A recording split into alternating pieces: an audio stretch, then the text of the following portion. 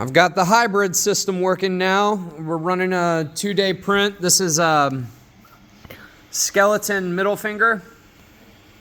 It's coming out pretty phenomenally smooth. The point of the hybrid system wasn't really to increase speed. It was really more to give me the advantage of, if I ever need to increase speed in future, that I can now do it and not have to worry about the y-axis causing rippling, right? It actually, so my acceleration when I ran input shaping for the y-axis went from 2800 to 9800. So it had a pretty significant increase adding this. The one thing that I have noticed is that you cannot have this belt too tight. If you have the belt too tight, it will cause this like vibrational pattern.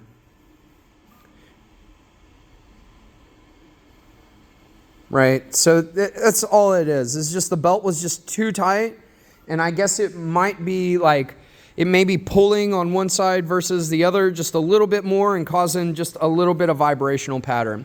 The developers of the hybrid CoreXY kinematic movement system, it's called Snake Oil, they actually have a squaring gantry macro that I'm going to implement, but I need to put another in-stop switch over on this side, and then what will happen is the gantry will home itself, it'll bump that in-stop switch, it'll bump this in-stop switch, and then it disengages the A and B motors, or X and Y motors, and then it squares itself, re-engages, then it moves forward, then it goes back, touches the in-stops, squares itself again. The only thing that I need to do really is make sure that I'm putting the in-stops the same amount of distance off of the back of the frame so that our macro doesn't actually cause our gantry to unsquare itself, right? So if one is higher than the other, it would cause it to be like this, right?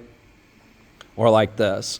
So you got to make them like really even. And then I'm interested because I think squaring, I really honestly believe that the reason why you do not see more large format printers with CoreXY is because of how difficult it can be to square the gantry for people who don't know how the CoreXY works. So that new Giga that just came out, the $3,000 Elegoo, it's giant, right? It's 1,000 millimeters tall and the bed plate is 800 by 800. It's basically a glorified Ender 5.